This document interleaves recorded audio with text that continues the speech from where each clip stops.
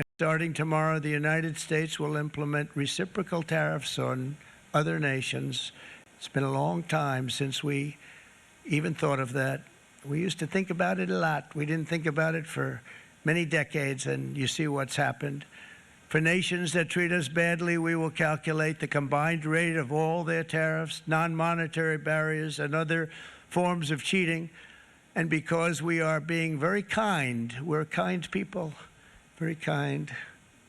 You're not so kind when you got ripped off with your salaries. My auto worker friends and my Teamster friends and all of the unions that typically voted Democrat, they're not voting Democrat anymore because worker, whether union or non-worker, they're for the Republicans now. That's what happened. But we will charge them approximately half of what they are and have been charging us. So the tariffs will be not a full reciprocal. I could have done that, yes, but it would have been tough for a lot of countries who didn't want to do that. China, first row.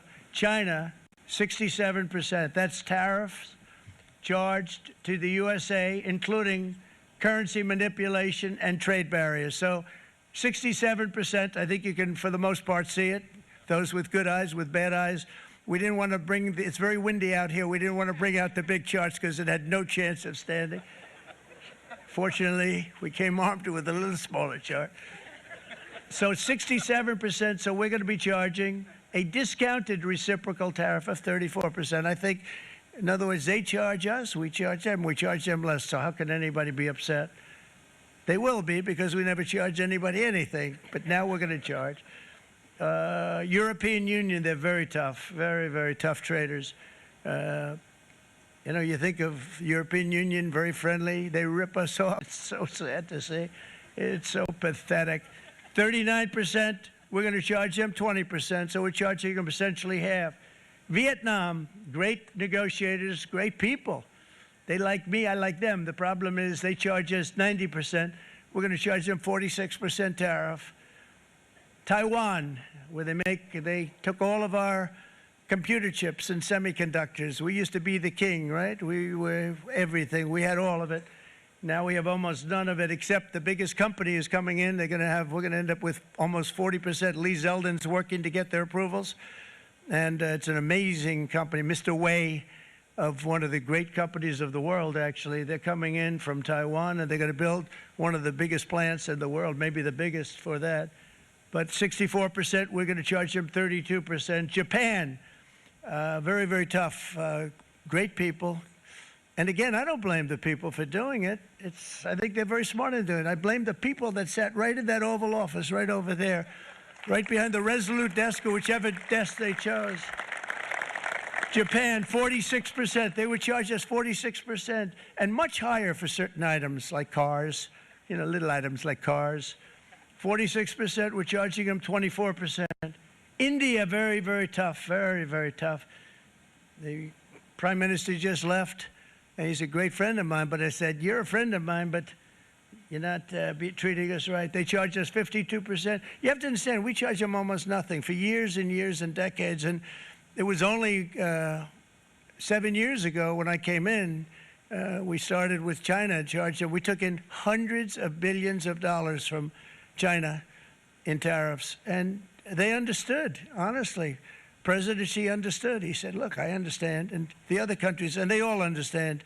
We're going to have to go through a little tough love, maybe, but they all understand. They're ripping us off, and they understood it. Prime Minister of Japan, Shinzo Abe. He was a fantastic man. He was unfortunately taken from us, assassination. But I went to him and I said, Shinzo, we have to do something. A trade is not fair. And he said, I know that, I know that. And he was a great gentleman. He was a fantastic man, but he understood immediately what I was talking about. I said, Shinzo, we have to do something. He said, I know that. And we worked out a deal, and it would have been a much better deal, but frankly, there were many years left in the deal that was made previous to my getting there, but it was something. If you look at Switzerland, 61% to 31%, Indonesia, Malaysia, Cambodia, oh, look at Cambodia, 97%. We're going to bring it down to 49. They made a fortune with the United States of America. United Kingdom, 10%, and we'll go 10%. So we'll do the same thing. South Africa, 60%, 30%, and they've got some bad things going on in South Africa. You know, we're paying them billions of dollars, and we cut the funding because a lot of bad things are happening in South Africa. The fake news ought to be looking at it. They don't want to report it.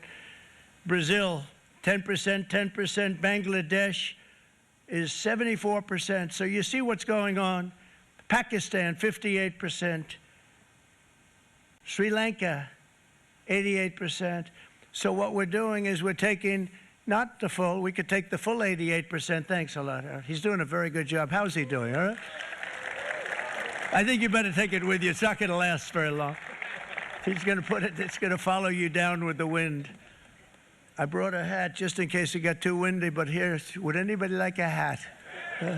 I'm not giving it to a cabinet. I'm giving it to the auto workers. Come here.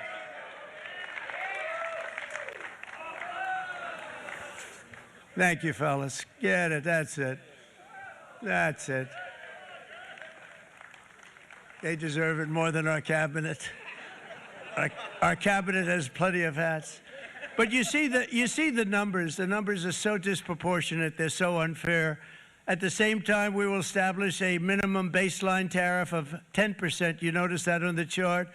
And that'll be on other countries to help rebuild our economy and to prevent cheating. So we're going to have a minimum of cheating, and we're going to be very severe on the people that at the gate that watch the tariffs and watch the product coming in, because there's been a lot of bad things happening at the gate because the money is so enormous that you're talking about. There's never been probably anything like it in terms of the enormity, and there are a lot of bad things happen at the people that do the check-in, and they're looking at 10-year jail sentences if they do play. We're going to treat them so good, but if they cheat, the repercussions are going to be extremely strong.